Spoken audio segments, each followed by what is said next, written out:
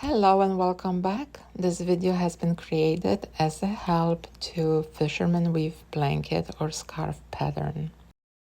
Once you complete your first row of simple stitches, we will start making our Fisherman weave basic row. So you will make a simple stitch and right away you will make a full stitch. So you're placing your hook in space, then in the next space you make a full stitch and you will repeat this. So we're making again simple stitch, full stitch and full stitch, simple stitch, full stitch and full stitch. When you're creating blanket or scarf, if you want to have nice edges, symmetrical on each side, use the multiple of 2 stitches plus 1. So I do want to finish on my simple stitch. So that's my 2 full stitches. And as you see, I'm adding more and more loops. So that's the last simple stitch. And as always, go through both loops to finish your row. Now we will chain 1, and because we have simple stitch first, you will yarn over and pull through 2 loops first. So then 3 and 2 and 3. Why are we doing this?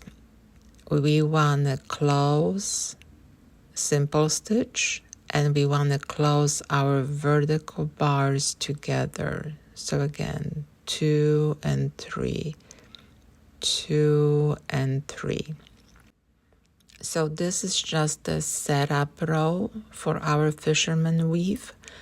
And now we have only 2 stitches left, so we will just do 2 and 2.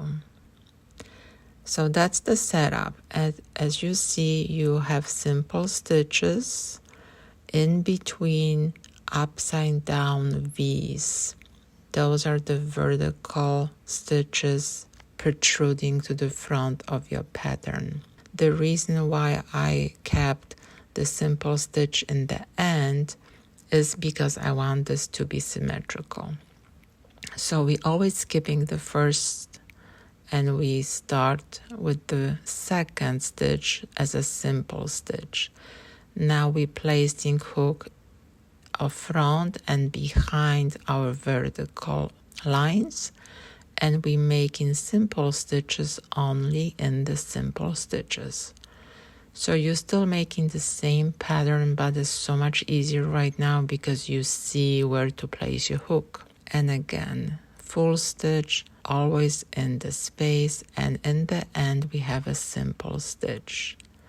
Once you get to the end, you always place your hook through both loops and you will make a loop.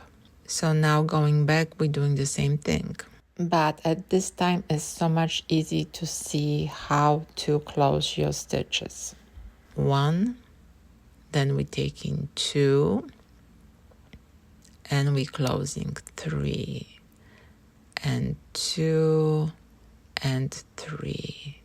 If you want to start with the full stitches, of course you can. That will be on the edges, and then you will just close your loops accordingly.